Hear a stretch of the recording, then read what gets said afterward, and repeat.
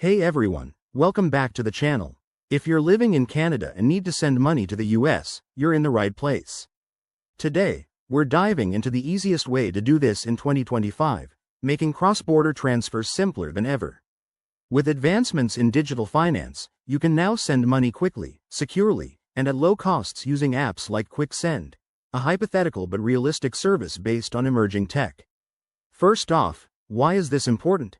Whether it's for family support, paying bills, or online shopping, sending money across borders shouldn't be a hassle.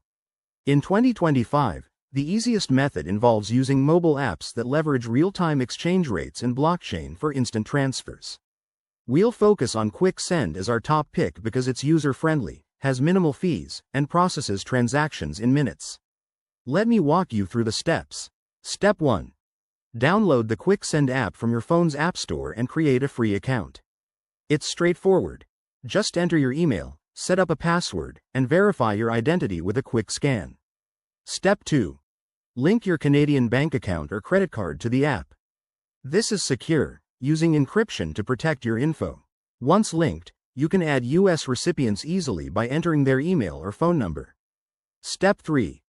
Enter the amount you want to send in Canadian dollars, and the app will show you the exact US dollar equivalent, including any small fees. It's transparent, so no surprises. Step 4. Review and confirm the transfer.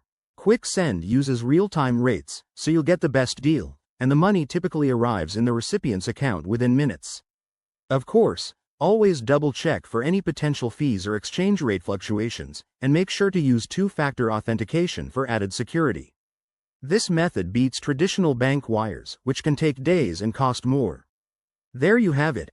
The easiest way to send money from Canada to the US in 2025.